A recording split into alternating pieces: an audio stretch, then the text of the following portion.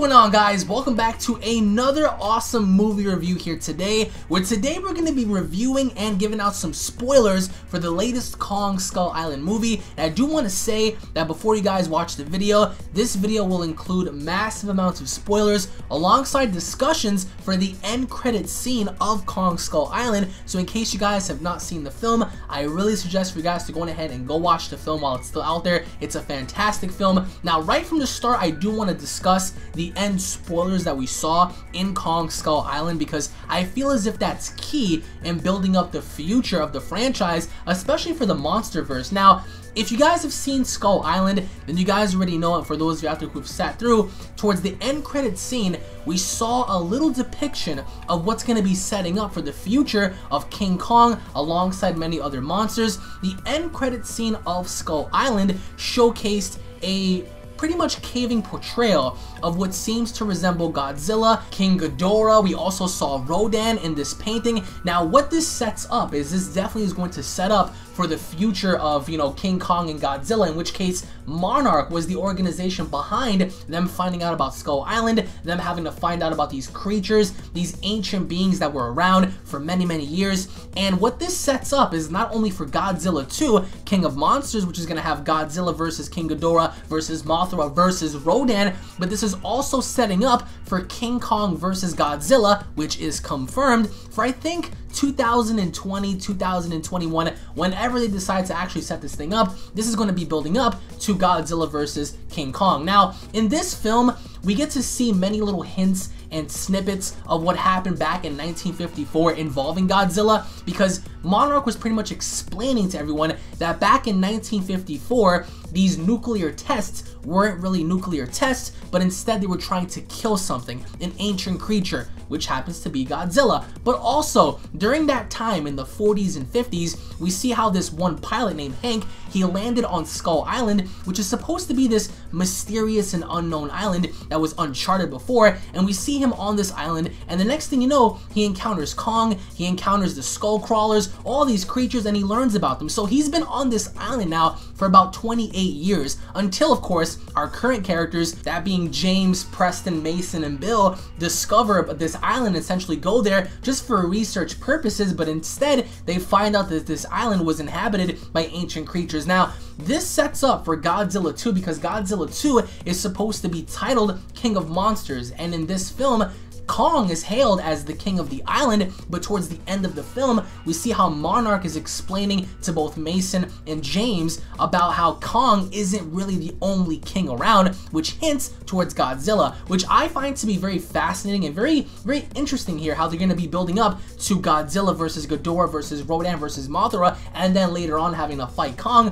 which ultimately means that, does this mean that Kong is significantly superior than those creatures? Because in this film, Kong was said to be still growing. We understand that Kong is incredibly resilient. He's very durable. We saw how he was able to take down several helicopters with his hand. He was crushing everything with his fist. And we see how even after being shot, after being burned, after having to suffer through explosions, Kong survived. And Kong is very durable, even as he was fighting the skull crawlers. Now, the overall portrayal of the characters in this movie, I would have to say, was a tad bit more solid than the characters that we've seen in Godzilla. I would have to say there was a bit more personality there, a bit more interaction between the soldiers. Although someone would differ, I think that after having to see Mason being this photographer who wanted to, capture this big story, and we see, James, who was a captain who was there to lead the men into this mission, and we see the overall interaction between some of these guys, it was a bit more interesting, not by much, of course, than the Godzilla portrayal of characters, but of course, the monsters in this film, in which we saw this giant kraken-like octopus, we saw like this giant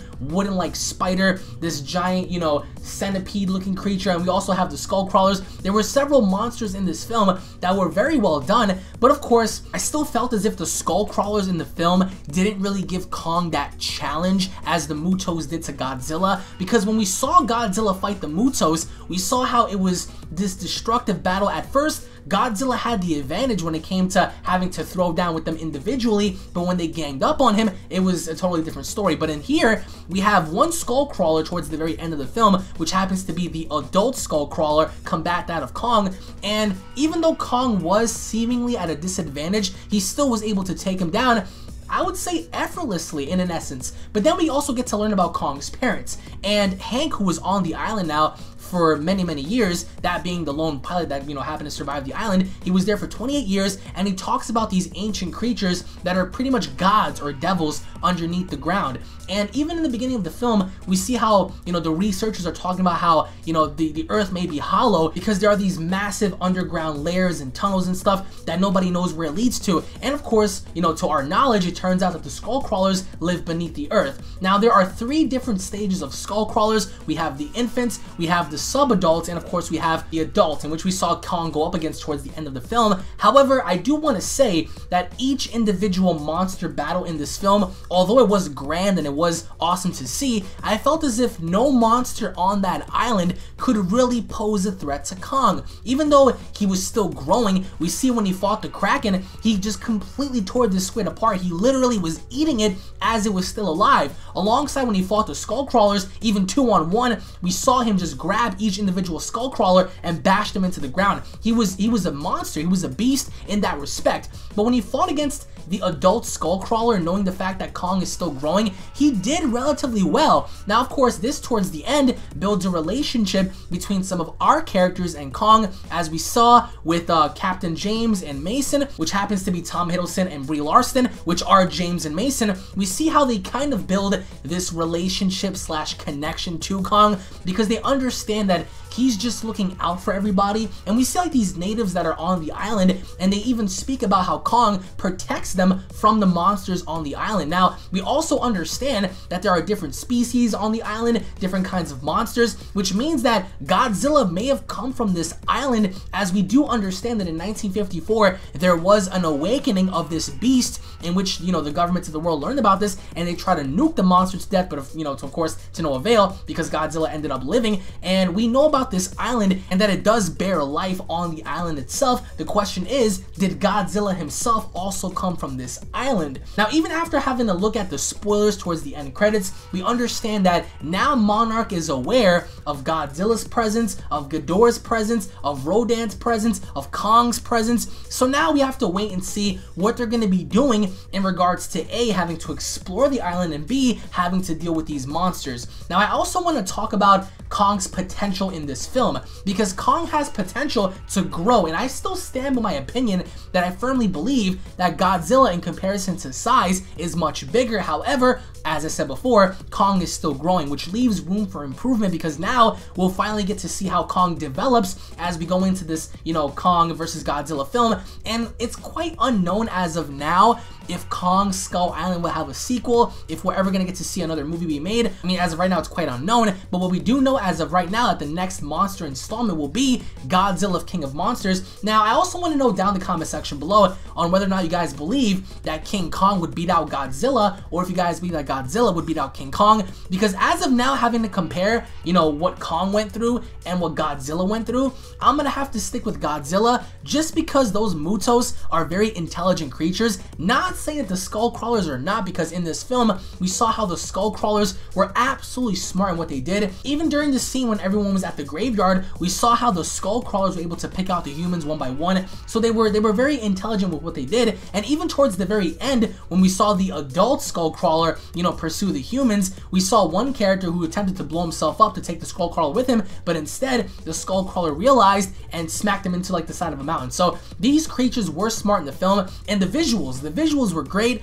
If someone had to make comparisons to the 2014 Godzilla film to the King Kong film, the King Kong film that we had just now, it was just amazing in terms of visuals, in terms of CGI, special effects, in terms of music. Everything just seemed, you know, very, you know, out of this world, like, even though it took place during like the 70s and whatnot. And even the characters themselves, they displayed a little bit of, you know, emotion. They gave out to where, you know, they were obviously lied to as to why they went to the island. They went to the island just to, you know, explore the geographical surface of the overall island, but instead it turns out that, you know, Bill was actually the one to, you know, lie to everyone, and knowing that Monarch was after these monsters and they wanted to prove the truth, which was why they went out there in the first place, or at least some of them had agendas in order to finally disclose information. and letting the world know that yes, these monsters are real and we have to do something about them. Now, what's really weird about this is the fact that there is this giant like storm that engulfs like the entire island from the outside, so it's pretty hard to get within the island and it's pretty hard to get out,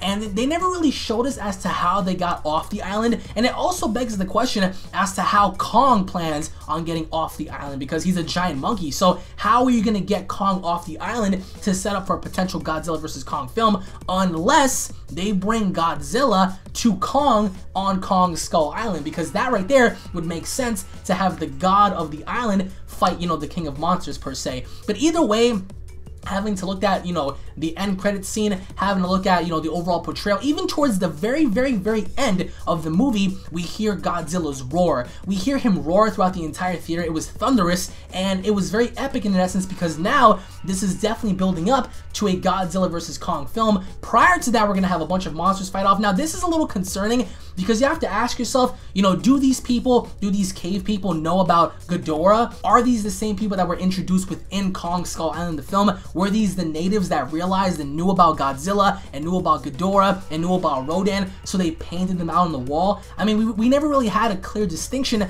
as to who did the paintings and where did they find them from. However, towards the end, we get to see how Monarch confronts, you know, Tom Hiddleston's character and Bree, and they say, you know what, we have more evidence for you that there are more monsters out there, possibly even more dangerous than, you know, Kong was. And we understand that after looking at this film, Kong wasn't really the enemy here. He was just acting on nature. You know, he was defending his territory. So, and of course, one of the reasons why he hated the humans so much is because every single time the humans would drop bombs on the island, they would awake and disturb the skull crawlers down below, which was why the humans were trying to, you know, map out the location. But at the same time, they were awakening monsters down below, in which Kong was getting very irritated about, and which is why he even attacked them in the first place, because he knew that there was trouble beneath, and that's where Kong keeps everyone at bay. He keeps the skull crawlers beneath, and he doesn't really venture out to, like, you know, the graveyard and stuff like that. Kong has his section of the island, but the humans pretty much came in there and they messed everything up. So overall, I would say this was a very enjoyable film. It was a soft reboot. It wasn't like Peter Jackson's film back in 2005, I believe.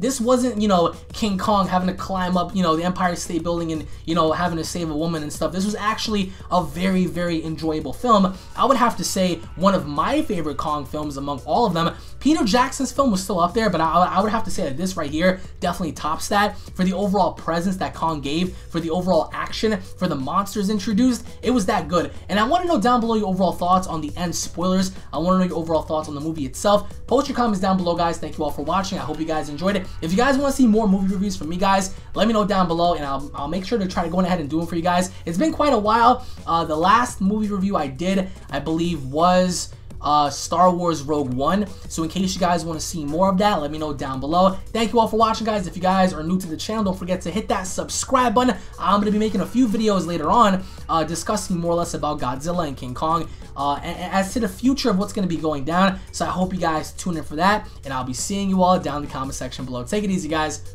Peace.